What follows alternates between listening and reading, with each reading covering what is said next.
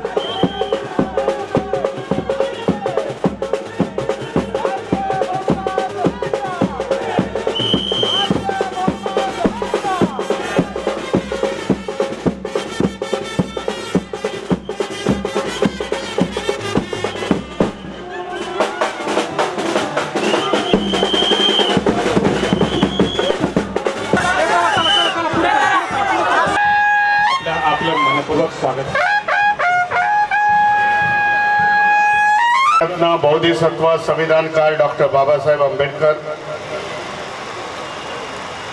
महाराष्ट्राचे आराध्य दैवत छत्रपती शिवाजी महाराज, छत्रपती शाहू महाराज,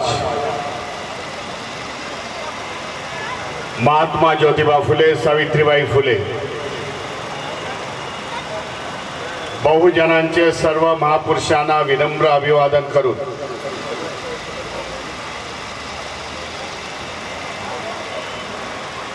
बौद्ध धम्म परिषद उल्वे या धम्म पीठावरती उपस्थित वंदनीय भिक्खुनी संघ त्यांना मी वंदन करतो। वंदनीय भिक्खू संघ त्याचे प्रमुख डॉक्टर भिक्खु एस.आर. इंदवस महाथेरो आणि त्यांच्या संघास मी वंदन करतो, प्रणाम करतो।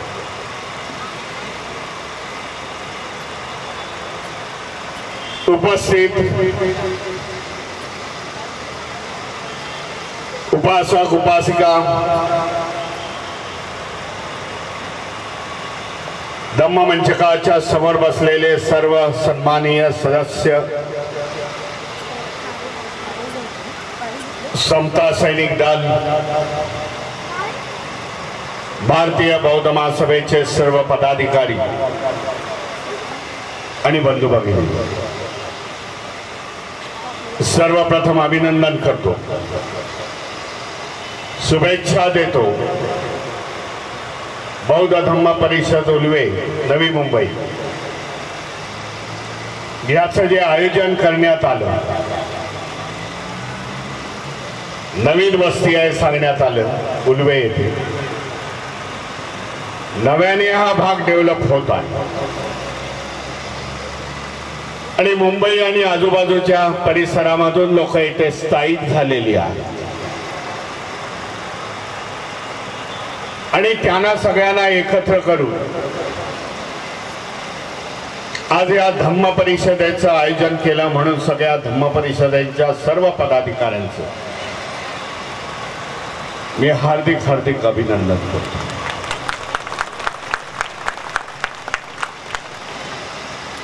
समाजाला धम्माच्या पंचशिलेच्या झेंड्याखाली धम्मासाठी जोडण्याचं एक महत्त्वपूर्ण असं काम केलं, त्याच्याबद्दल तुमचं पुन्हा एकदा अभिनंदन। जेव्हा ही संकल्पना त्यांनी मला आंबेडकर भवनामध्ये येऊन दोनदा समजावून सांगितली,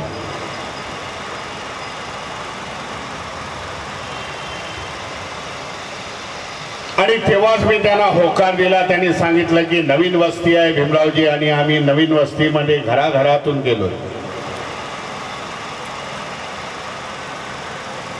नवीन लोक असल्यामुळे ते आयसोलेटेड होते, एकत्र नव्हते, सेपरेट होते। 800 अशी कुटुंब आम्ही ट्रेस आउट केली, शोधून काढली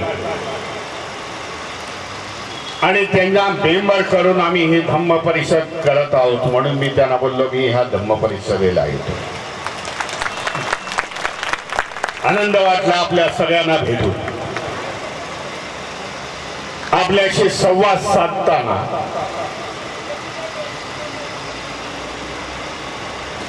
कारण बाबासाहेब आंबेडकरांच्या जीवनातली ही आखरी क्रांती, बौद्ध धम्माची क्रांती आहे।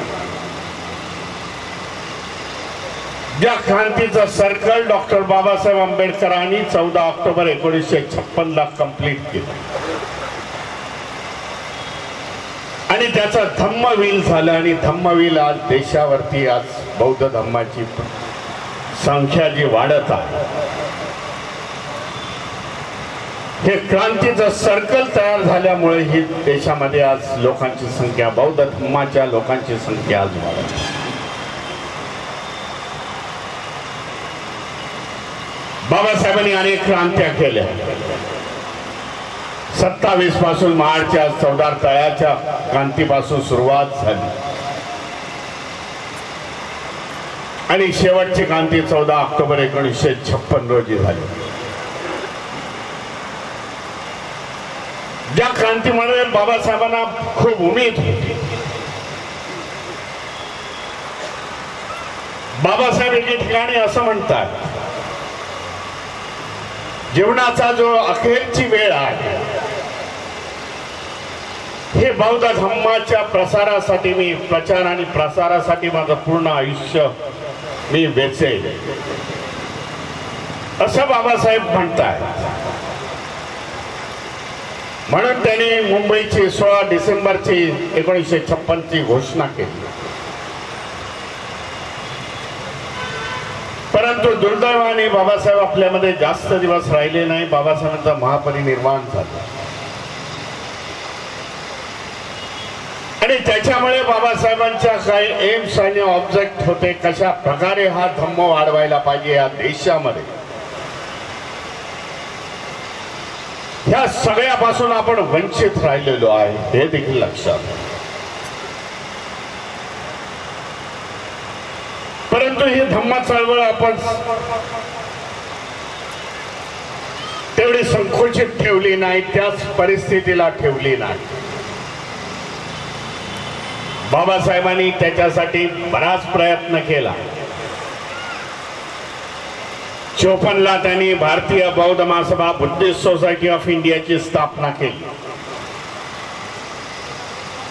स्थापना करत असताना त्याचं रजिस्ट्रेशन केलं। रजिस्ट्रेशन करत असताना त्याचं ट्रस्ट डीड बनवलं की ज्याला आपण संविधान देखील म्हणू शकतो। बुद्धिस्ट सोसायटी ऑफ इंडियाचं संविधान बनवलं आणि त्याच्यामध्ये त्यांनी त्यांची ध्येय धोरणं त्यांनी आखून दिलेली आहे की येणाऱ्या काळामध्ये भारतीय बौद्ध महासभा बुद्धिस्ट सोसायटी ऑफ इंडिया हे काय काम करेल ह्या देशामध्ये आणि धम्म हा लोकांसमोर कसा घेऊन जाईल ह्याची उद्देशिका त्या ट्रस्ट डीड मध्ये बाबासाहेबांनी केलेली आहे. बाबासाहेबांनी धम्मक्रांती केली, ती देखील बुद्धिस्ट सोसायटी ऑफ इंडियाच्या बॅनर खाली केलेली आहे. 5 लाख लोकांना त्यांनी पहिल्यांदा धर्मांतरित केलं, बौद्ध केलं आणि त्याच्यानंतर बाबासाहेब महापरिनिर्वाण झाल्यानंतर भारतीय बौद्ध महासभेच्या हाती हा कारभार आला आणि तेव्हापासून त्याचे दुसरे अध्यक्ष भैयासाहेब आंबेडकर त्यांनी सूत्र हातामध्ये घेतल्यानंतर ह्या देशामध्ये धर्मांतराचे कार्यक्रम त्यांनी घडवून आणले. इझी टास्क नव्हतं, हे काय साधं काम नव्हतं त्या काळामध्ये. 1956चा काळ 1960चं दशक होतं. आर्थिक परिस्थिती बेताची होती, समाजापासून सगळ्यांचीच बेताची होती. परंतु बाबासाहेबांनी जो आदेश दिला होता, ह्या देशामध्ये बौद्ध धम्म आपल्याला वाढवावा लागेल, जो आदेश दिला होता त्यावर भारतीय बौद्ध महासभा काम करत होती. तत्कालीन रिपब्लिकन पक्षाचे नेते काम करत होते, हे देखील जाणून घ्या. त्यावेळेचा जर इतिहास बघितला तर सकाळच्या वेळेला भारतीय बौद्ध महासभेचं अधिवेशन व्हायचं अशा प्रकारे आणि त्याच्या नंतरच्या काळामध्ये 2-3 तासानंतर रिपब्लिकन पार्टी ऑफ इंडियाचं अधिवेशन व्हायचं. दोघेही साथ बाबासाहेबांची एका बाजूला राजकीय क्रांती, दुसऱ्या बाजूला धम्म क्रांती वाढवण्याचा प्रयत्न केला. त्याचं एक सुंदरसं उदाहरण आहे, आपल्याला सांगू इच्छितो. धर्मांतर होण्यापूर्वी जेव्हा जनगणना झाली 1951ची ब्रिटिशांच्या राज्यामध्ये, 47ला आपण स्वतंत्र झालो तरी ब्रिटिशांचा अंमल झाला. त्या काळामध्ये बौद्धांची संख्या फक्त 2,500 होती. जेव्हा जनगणना झाली या देशामध्ये, ह्या महाराष्ट्रामध्ये दर्ज करण्यात आलं की बाबा बौद्धांची संख्या ही 2,500 आहे. बाबासाहेबांच्या धम्म क्रांतीनंतर भारतीय बौद्ध महासभाचे पदाधिकारी, रिपब्लिकन पार्टीचे पदाधिकारी यांनी केलेल्या प्रयत्नामुळे धर्मांतराच्या कार्यक्रमाच्या नंतर जेव्हा 1961ला जेव्हा पुन्हा एकदा जनगणना झाली 11 वर्षानंतर, तेव्हा ह्या महाराष्ट्रामध्ये आपण 27 लाख झालो. 5 लाख कुठे आणि 27 लाख कुठे, एवढं झोकून देण्याचं काम त्यावेळेला आपल्या तत्कालीन नेते मंडळींनी केलेलं आहे. त्यांचं देखील स्मरण होणं मी समजतो गरजेचं. नंतरच्या काळामध्ये भारतीय बौद्ध महासभा अलग झाली, पक्ष अलग झाला. पक्षाचं काम हे राजकीय आहे, धम्माचं काम हे धार्मिक आहे. या दोघांमध्ये गल्लत होऊ नये म्हणून मी आल्यानंतर 14च्या नंतर तर मी सगळं सेपरेशन करून टाकलं. आज आनंद वाटतो की धम्म चळवळ ही महाराष्ट्रामध्ये संकुचित झालेली नाही, संकुचित ठेवलेली नाही,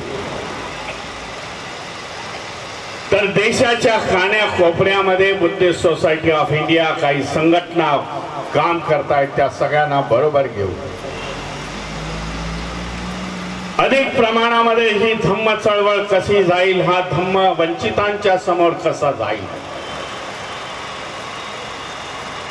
ओबीसींच्या समोर कसा जाईल, ह्याचा प्रयत्न आम्ही देशाच्या इतर राज्यामध्ये केला. महाराष्ट्रामध्ये पण प्रयत्न आम्ही झाले. जे समाज बाबासाहेबांच्या धम्मक्रांतीमध्ये त्या काळामध्ये आले नाही,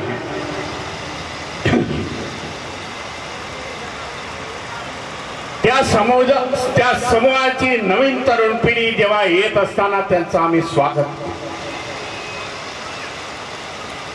त्यांना देखील पटवून चुकलं की पाखंडवाद, अंधश्रद्धा आणि ज्या व्यवस्थेमध्ये आम्ही राहत आहोत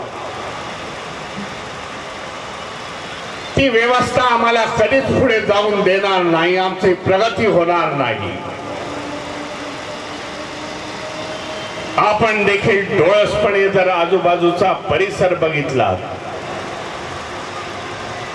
आजही असे समाज आहेत या महाराष्ट्रामध्ये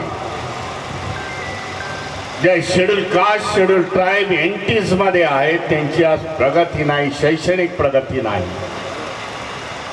सामाजिक प्रगती नाही, त्याच्यामुळे आर्थिक प्रगती नाही. आज देखील ते धडपडतात. आमचे बंधू आहेत, बाबासाहेबांच्या वाटेवरती आले नाही, महापुरुषाच्या विचारावरती ते आले नाही.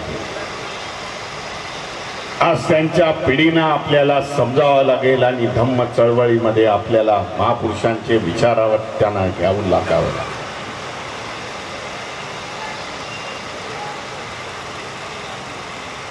म्हणून आपल्याला पुढच्या काळामध्ये ह्याच्यावरती काम करावं लागेल. देशामधलं चित्र आज आपल्यासाठी आशादायी, उत्साहजनक आहे. असं की देशामधला ओबीसी समाज आज सगळा ह्याचा विचार करतोय आणि बौद्ध धम्मामध्ये येतो. अनेक धर्मांतरे या उत्तर भारताच्या हिंदी राज्यामध्ये होत आहेत. म्हणतायत आम्ही घर वापसीमध्ये आज आलेलो आहोत. आमचे पूर्वज बौद्ध होते,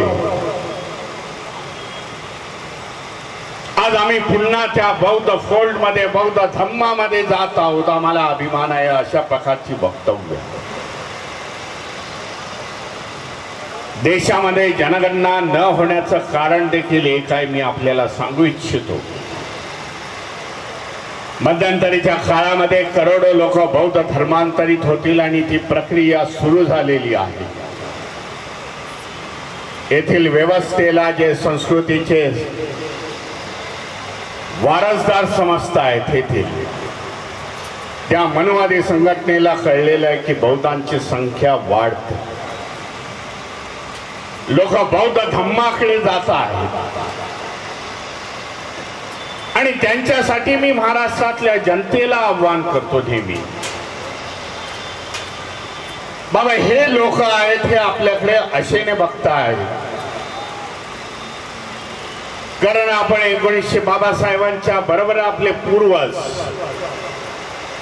हे बौद्ध झाले आणि त्यामुळे हे आपले महाराष्ट्रातले बांधव हे बौद्ध आहेत, आचरणामध्ये बौद्ध आहेत, कृतीमध्ये बौद्ध आहेत, बौद्ध संस्कृती त्यांनी अपनावलेली आहे. अशा प्रकारचे ते तुमच्याकडे बघत आहे.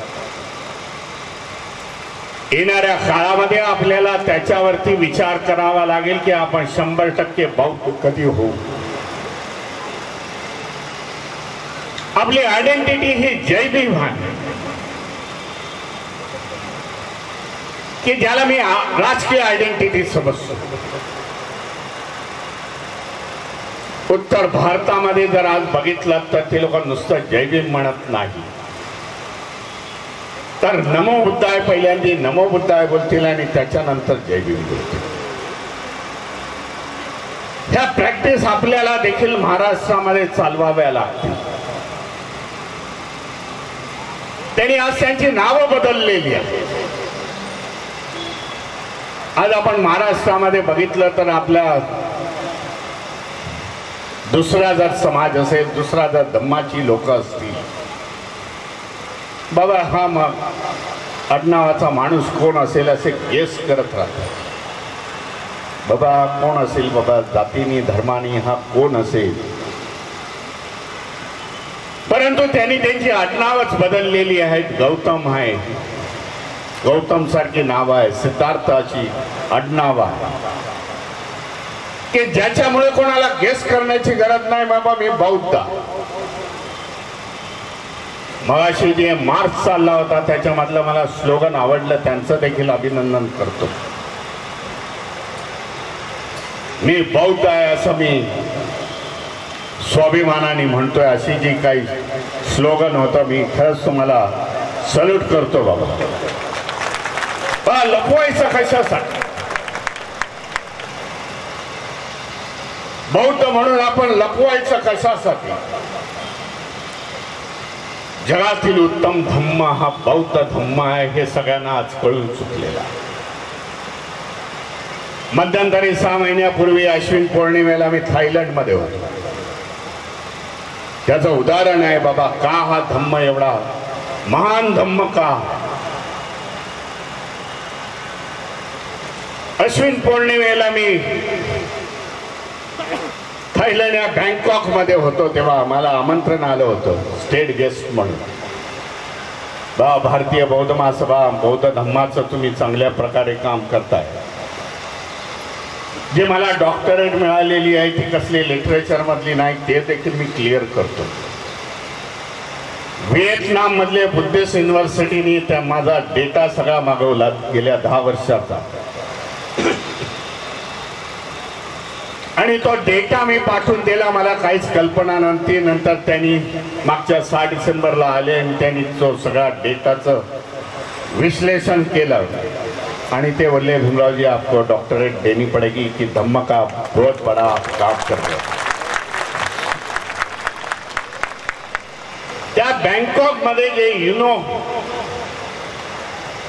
हे जगाचं व्यासपीठ आहे. जगाचे देश त्याचे मेंबर्स आहेत 182 देशामध्ये. त्या युनोचे मेंबर्स आहेत. त्यांनी डिसाइड केले किंवा भगवान गौतम बुद्धांची जयंती पौर्णिमा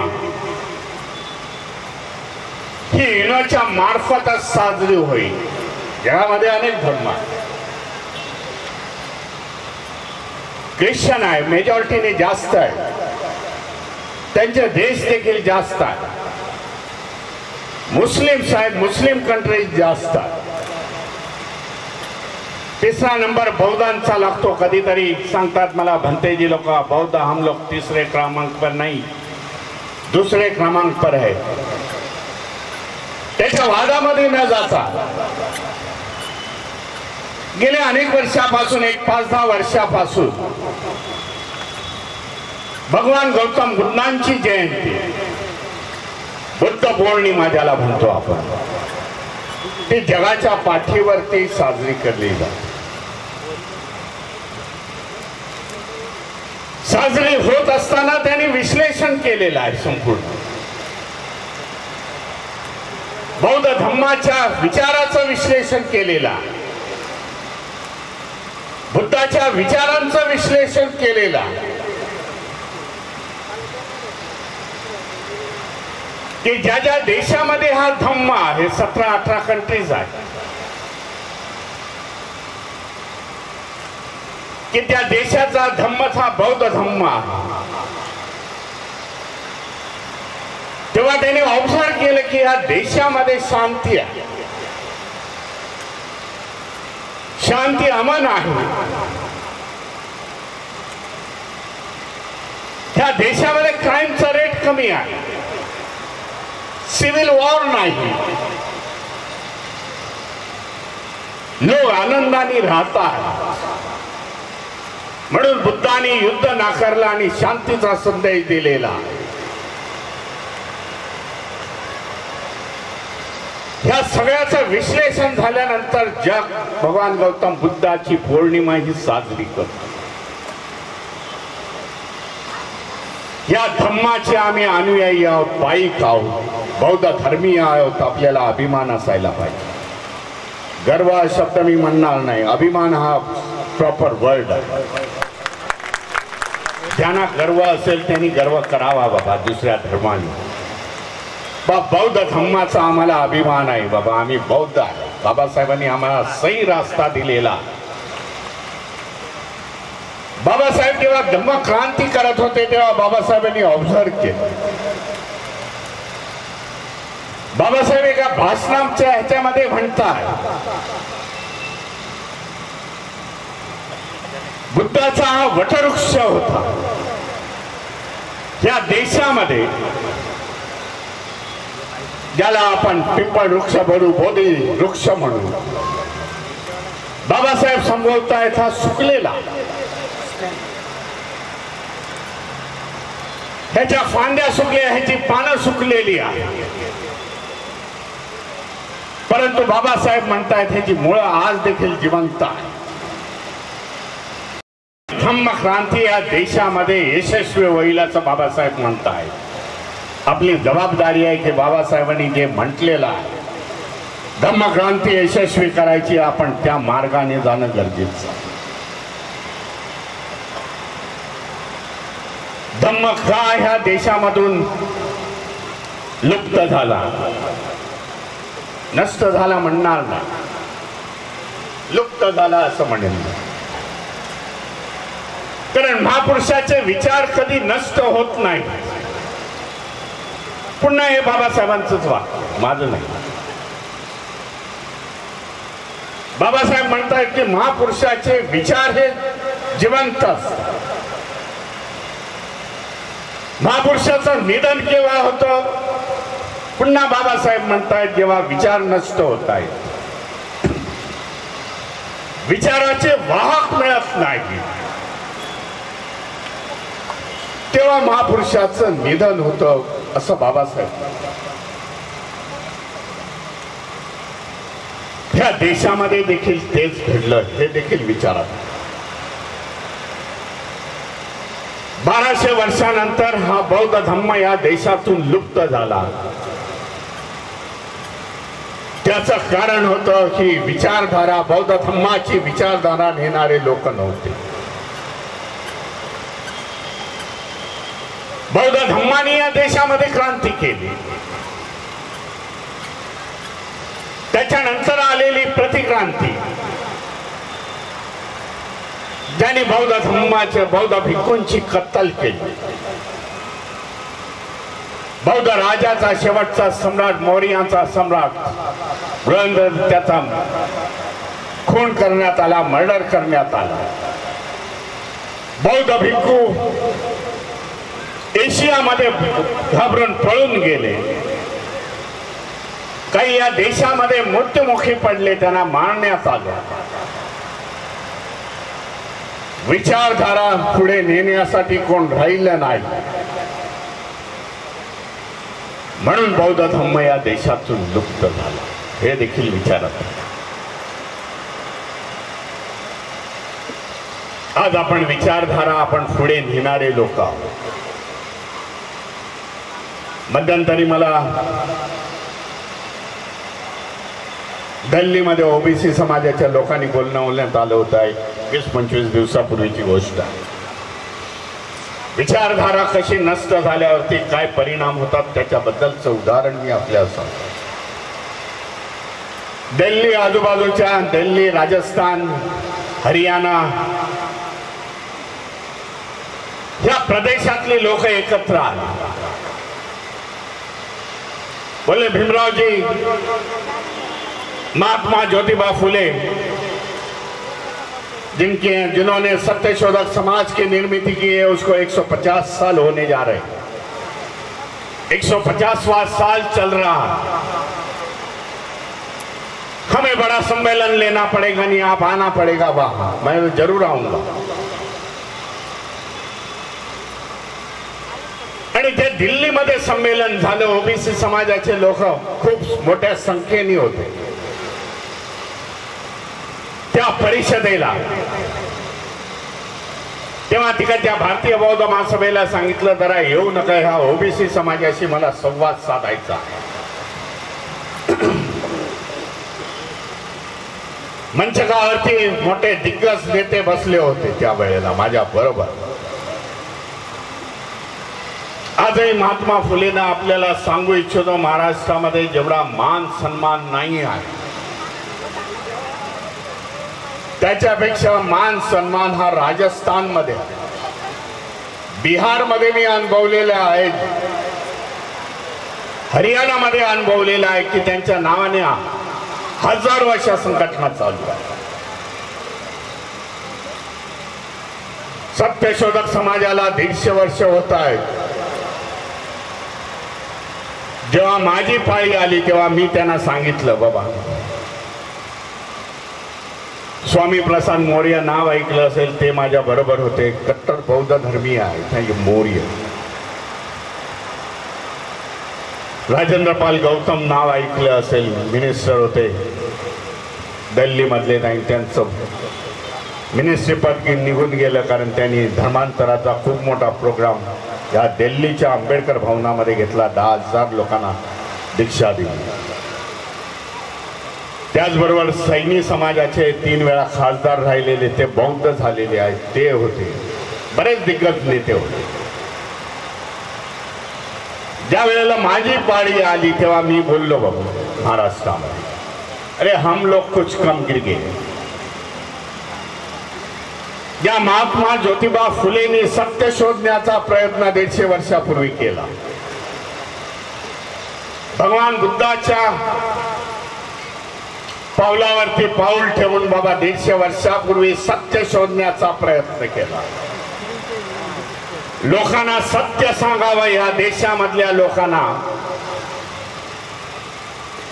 लेकिन हम ही लोग हैं कुछ कम पड़ गए कि सत्य शोधक समाज आगे नहीं हम लोग चला सकते. कालची आलेली संघटना जी खोटं सांगते पण रेटून सांगते, RSS सारखी संघटना की येणाऱ्या 2027ला त्यांना 100 वर्ष होत आहे. ते संघटना देशव्यापी झाली आणि 150 वर्षाची संघटना ही मागे राहिली. आपल्यामध्ये काहीतरी कमी आहे. मी त्यांना समजावून सांगितलं. बाबा साहब अम्बेडकर के अनुयायी है. महाराष्ट्र से 70 के दशक में जब बाबा साहब चलाते थे तो उन्होंने शाहू महाराज, महात्मा ज्योतिबा फुले, सावित्रीबाई फुले यांची देखील विचारसरणी या देशामध्ये पसरवण्याचा प्रयत्न केला. म्हणून उत्तर भारतामध्ये बघितलं तर महात्मा ज्योतिबा फुलेंचे मोठे मोठे स्टॅच्यू आहेत, मोठे मोठ्या प्रतिमा आहेत. राजस्थान मध्ये जर तुम्ही गेलात तर प्रत्येक शाळेच्या कमऱ्यामध्ये म्हणजे क्लासरूम मध्ये डॉक्टर बाबासाहेब आंबेडकर, सावित्रीबाई फुले आणि महात्मा ज्योतिबा फुलेंच्या तसबिरी लावलेल्या. आता काय होईल सांगता येत नाही कारण तिकडचं गव्हर्नमेंट बदललेलं आहे. मनुवादी गव्हर्नमेंट बीजेपीचं तिकडे आलेलं. अशा प्रकारे आपल्याला ही विचारसरणी पुढे घेऊन जाणं गरजेचं झालेलं आहे देशामध्ये. कारण संपूर्ण महापुरुष जर बघितले हे बहुजनामधले महापुरुष आहेत आणि ह्या महापुरुषांची विचारधारा जर आपल्याला घेऊन जायचं असेल तर आपल्याला ओबीसी समाज जोडावा लागेल की जो संख्येने जास्त आहे. ज्यांची मी आता नावं घेतली, मोरिया वगैरे, कुशवा, सैनी समाज, ह्या गुजरातचा कोळी समाज, जे कोळी ते आज गुजरात मधले सांगतायत. मध्यंतरी भारतीय बौद्ध महासभेचं अधिवेशन होतं वर्षापूर्वी, तेव्हा त्या कोळी समाजाचे लोक माझ्या बरोबर बसले होते आणि ते कोळी समाजाचे लोक म्हणतायत ज्यांची लोकसंख्या ही 30% आहे त्या गुजरातमध्ये. म्हणतायत आम्ही माता यशोधरा डायनेस्टी, कोलिया डायनेस्टीचे आम्ही त्याचे वारसदार आहोत. मोठं परिवर्तन आहे त्या गुजरातमध्ये मी बघितलं. एक काळ असा देखील गुजरातमध्ये अनुभवलेला आहे की इथे परिवर्तन होईल की नाही अशी शक्यता वाटत होती. बाबासाहेबांना मानणारा समाज होता पण धम्माकडे येत नव्हता. परंतु आज हजारोच्या संख्येने धर्मांतरित ते होत आहे. त्याला कोळी समाज, कोलिया समाज, ते लोक कोलिया समाज म्हणतात, तो आज जबाबदार आहे की तो आज समाज धर्मांतरित होतोय त्या देशात. मौर्य सम्राट अशोकाच्या डायनेस्टीशी संबंध लावतात. माळी समाजाचे लोक सम्राट अशोकाशी पुन्हा ते लोक संबंध लावतात. देशामधलं वातावरण हे आपल्याला आज पोषक झालेलं आहे, धम्माला पोषक झालेलं आहे. म्हणून येणाऱ्या काळामध्ये आपला अजेंडा असला पाहिजे, बाबा या देशामध्ये बौद्ध संस्कृती रुजवायला पाहिजे. ह्या देशामध्ये आपली संस्कृती, बौद्ध संस्कृती व्हायला पाहिजे. ज्या इतर संस्कृती आहेत, इतर मायनॉरिटी लोकांच्या ज्या संस्कृती आहेत, तशा प्रकारे आपल्याला काम करावं लागेल. आपली ओळख या देशामध्ये निर्माण करावी लागेल. हे बौद्ध धर्मीय आहे.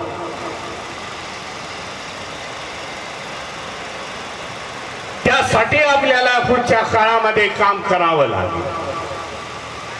दाखवावं लागेल बाबासाहेबांची धम्म क्रांती ही अधिक गतिमान, अधिक लोक, करोडोचे लोक ह्या देशामध्ये बौद्ध झालेले आहेत बाबासाहेबांच्या नंतर. म्हणून एकदा RSSच्या चीफने मला आज देखील आठवतं, त्यांनी त्यांच्या संघाच्या समोर भाषण केलं. म्हणे खरा धोका जर कोणाला असेल तर आपल्याला दुसऱ्या मायनॉरिटीमधून नाही, तर ह्या बौद्ध समाजाच्या लोकांमधून आपल्याला धोका आहे. कारण ह्यांची संख्या या देशामध्ये वाढते. आपले विचाराचे विरोधक आपल्यापेक्षा पुढे आहेत हे देखील आपण समजून घ्या. बारीक लक्ष त्यांचं असतं ह्या देशामध्ये काय घडतंय ते. बाबासाहेब म्हणतायत जेव्हा क्रांती होते त्याला कुठेतरी प्रतिक्रांतीने सुरुवात होते. हा जो पिरियड चालू आहे तो मी समजतो प्रतिक्रांतीचा पिरियड आहे. बाबासाहेबांची क्रांती दाबण्याचा प्रयत्न आज इथून व्यवस्थेमधून होतो, येथील राजकारणाच्या माध्यमामधून होतोय. म्हणून आपण सगळ्यांनी सावध राहणं खूप गरजेचं आहे. कारण बाबासाहेबांच्या क्रांतीमुळे आज आपण घडत गेलो. समाजाचं, समाजशास्त्राचं जर उदाहरण द्यायचं झालं, जगामधलं जर समाजशास्त्राचं उदाहरण द्यायचं झालं, तर एखाद्या समाजाची सुरुवात जेव्हा शून्यापासून होते आणि 60-65 वर्षामध्ये तो एखाद्या प्रगत असलेल्या समाजाला जेव्हा चॅलेंज करतो, challenge in sense of the बाबा education, challenge in sense of the social status, challenge in state of the आर्थिक स्तरावरती, हे कुठेही उदाहरण सापडत नाही. हे बौद्ध धम्मात, बौद्ध ह्या देशामध्ये जे बौद्ध धर्मांतरित झालेले आहेत त्याच्यामध्ये सापडत. ह्याची नोंद घेतलेली आहे समाजशास्त्राचा जे अभ्यास करतायत ते. कारण बाबासाहेबांनी क्रांती केली आणि धम्म दिला, त्याच्यामुळे आज आपली प्रगती झालेली आहे. आणि ह्या प्रगतीच्या वाटा आपल्या संकुचित करण्यासाठी, बंद करण्यासाठी येथील व्यवस्था आज कामाला लागलेली आहे. म्हणून मी आता आठवड्यापूर्वी गुजरातला होतो बामसेफच्या अधिवेशनामध्ये. त्याचं एक उदाहरण सांगतो आपण. बामसेफच्या अधिवेशनामध्ये आपल्याला तर माहिती आहे की सरकारी कर्मचाऱ्यांची संघटना आहे.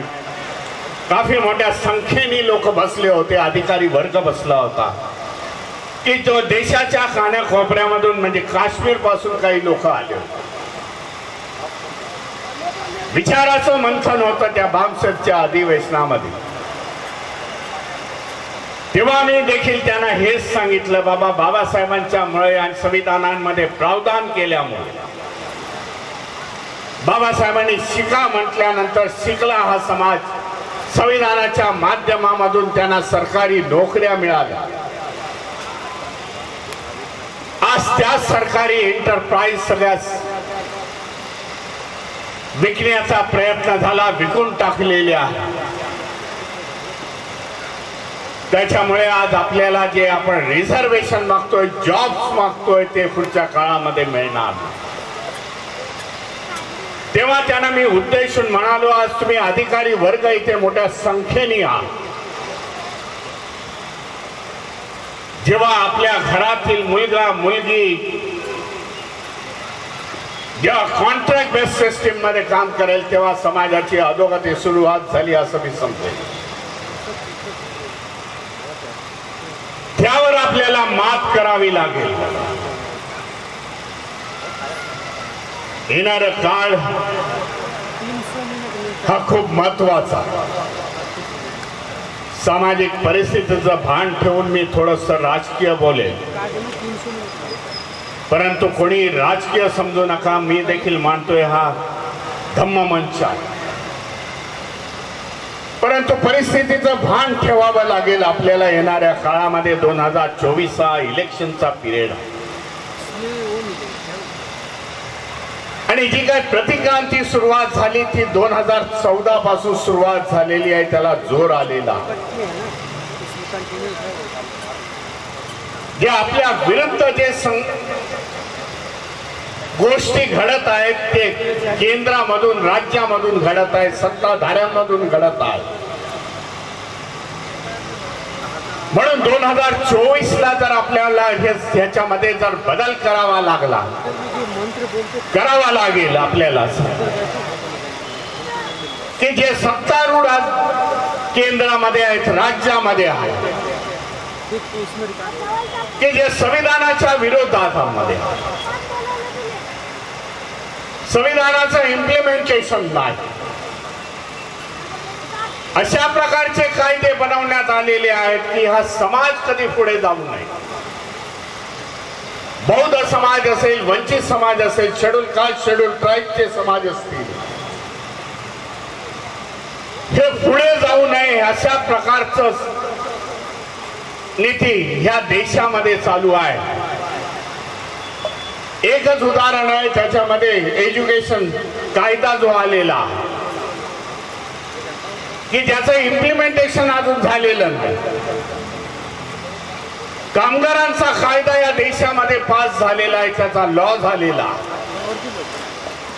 एवढं सांगू इच्छितो की हे दोन्ही कायदे कोरोनाची जेव्हा महामारी होती या देशामध्ये, पार्लमेंट जेव्हा बंद होतं तेव्हा स्पेशल सेशन 2 दिवसांचं बोलवलं. विरोधी पक्ष नव्हते, कुठलाही डिस्कशन झालं नाही, त्याच्यामध्ये पास केलेला. ज्या एज्युकेशनच्या माध्यमामधून आपला समाज पुढे जातोय, ते एज्युकेशनचं प्रायव्हेटायझेशन या देशामध्ये जोरात सुरू झालेला. ज्या सरकारी शाळांमधून, जिल्हा परिषदांच्या शाळांमधून आज 50-55 ते असलेले लोक शिकले, येणाऱ्या आपल्या पिढीला त्याच्यासाठी पैसे द्यावे लागतील. प्रायव्हेटायझेशन एज्युकेशनचं सुरुवात झालेली आहे की ज्यांची फी आपण अफोर्ड करू शकत नाही, ज्यांची फी अनेक पटीने आज त्यांनी वाढवलेली आहे. शिक्षणाचं महत्व तर आज सगळ्यांना कळलेलं आहे. बाबासाहेबांनी देखील सांगितलेलं आहे, शिक्षणाशिवाय आपल्या समाजाला तळणोपाय नाही. आणि त्याच्यामुळे हे एज्युकेशन ह्या समाजाला मिळू नये, या समाजाचा तरुण ड्रॉप आउट व्हावा, एज्युकेशन मधून बाहेर फेकल्या जावा, अशा प्रकारची नीती या एज्युकेशन लॉ मध्ये आहे. जर 2014ला बसलं तर ते त्याचं इम्प्लिमेंटेशन होईल. जे बाबासाहेबांनी कामगारांसाठी काम केलं होतं 1942ला व्हाईसरॉय काउन्सिलच्या मिनिस्ट्रीमध्ये असताना, कामगारांचं हित त्याच्यामध्ये बाबासाहेबांनी साधलं होतं. 42 कायदे होते, आज 4 कायद्यावरती कायदे आलेले आहेत. अपील करण्याचा अधिकारच ठेवलेला नाही. या परिस्थितीमधून आज आपण जात आहोत. भगवान गौतम बुद्धांनी संघ ही कल्पना आपल्याला त्या काळामध्ये दिली. आपण संघ तेवढा सिरियसली घेतला नाही हे देखील आपल्याला सांगू इच्छितो. बौद्ध भिक्खू आज मंचकावरती आहेत. तर ही संघ ही कल्पना त्यांनी घेतली आणि त्यांनी त्यांचा संघ वाढवला. पुन्हा आपल्याला संघ आपल्याला घ्यावा लागेल आणि संघटित व्हावं लागेल. बौद्ध धम्मियांसाठी बाबा पंचशीलेचा ध्वज आहे. या ध्वजाखाली सगळेजण एकत्र या, कारण ह्या प्रतिक्रांतीला जर दाबायचं असेल तर क्रांती पुन्हा करावी लागेल. बाबासाहेबांचं क्रांती आणि प्रतिक्रांती पुस्तक वाचा. सांगायला गेलो तर अजून अर्धा तास लागेल. बाबासाहेबांनी हे धोके सगळे दिलेले आहे. बाबासाहेबांनी सगळं आपल्याला ऑटोमॅटिक दिलेलं आहे. बाबा सगळ्या संघटना दिलेल्या आहेत. येणाऱ्या काळामध्ये बाबासाहेबांनी ज्या ज्या संघटना दिल्या, भारतीय बौद्ध महासभा असेल, समता सैनिक, राजकीय पक्ष असेल, बाबासाहेबांनी अनेक संघटना स्थापन केल्या. पण ह्या प्रमुख संघटना आपल्याला पुढच्या काळामध्ये चालवाव्या लागतील. प्रतिक्रांतीला त्याच्यामधून आपल्याला तोंड द्यावं लागेल. त्या प्रतिक्रांती या देशामध्ये दाबावी लागेल. आणि मी समजतो 2024 हे वर्ष आहे. प्रतिक्रांतीला दाबण्यासाठी संविधानवादी सरकार येते या देशामध्ये बसवावी लागतील, की जे आपल्याला न्याय देतील, संविधानाला न्याय देतील, येथील वंचितांना न्याय देतील, बौद्धांना न्याय देतील. अनेक प्रश्न आज आपल्या समोर प्रलंबित आहेत या देशामधले. ते प्रश्न जर राजकीय साथ मिळाली तर आपण सोडवू शकतो इझी प्रकारे. त्यासाठी आपण तयार राहा. मी पुन्हा एकदा बौद्ध धम्म परिषद उल्वे आपल्याला हार्दिक हार्दिक शुभेच्छा देतो की मोठ्या संख्येने आपण इथे आलेले आहोत. संघटनेच्या सर्व पदाधिकाऱ्यांचं अभिनंदन करेन. ह्याच्यानंतर बौद्ध भिक्खूंची धम्म देशना होईल ते देखील आपण ऐकून घ्या. आपल्या सगळ्यांची रजा घेतो आणि इथेच थांबतो. नमो बुद्धाय. जय भीम. जय संविधान.